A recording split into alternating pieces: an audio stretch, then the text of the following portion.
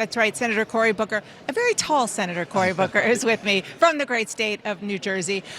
Senator Chris Murphy told me on Sunday that he didn't want to come tonight because he said it's going to be a farce. Why did you decide to come?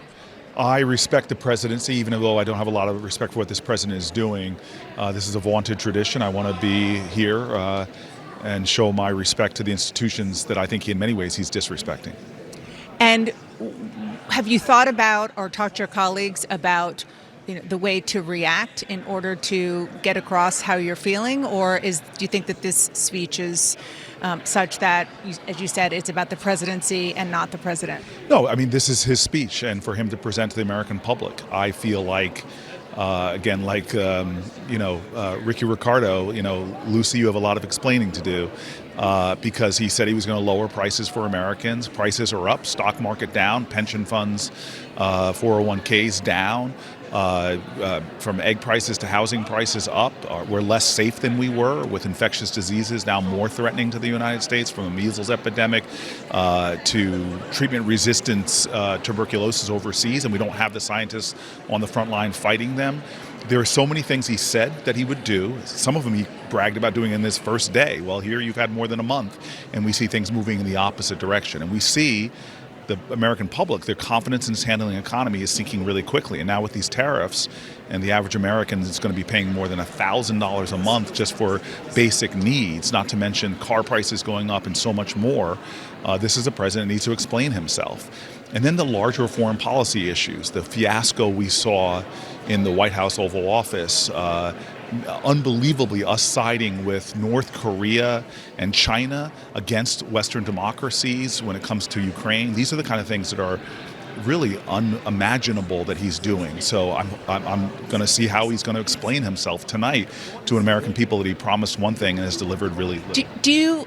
How do you think Democrats are doing in finding your footing in order to push back against a lot of the things that you're talking about? I know you have been out there trying to do it, but there doesn't seem to be a unified approach in how to counter President Trump. Look, I saw this before.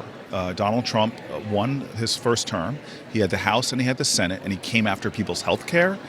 And after a while, there was a massive blowback, not just by legislators, but people joining together across the political spectrum that ultimately stopped him by convincing some moderate Republicans to do the right thing. This is very similar to that in the sense that they control the House, they control the Senate, they control the White House.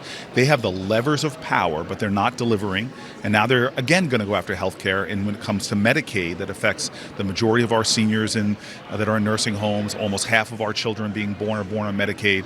And so I think there's going to be an opposition that's coalescing, not a partisan opposition, but to the bad plans he's doing. And the president is, if not anything else, he is somebody who understands theater, understands television, and he's got a big audience tonight.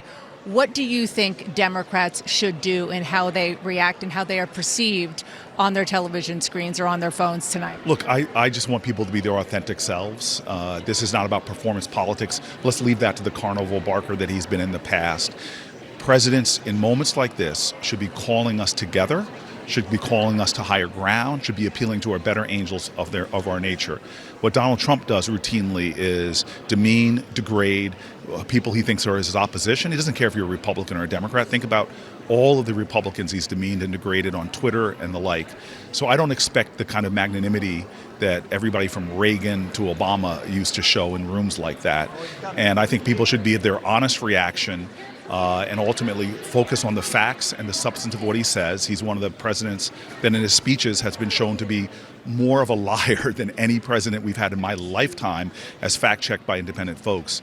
So sit there, respect the office, but react honestly to what he's saying. Senator, thank you so much for being here. Thank you. I appreciate it. Thank you.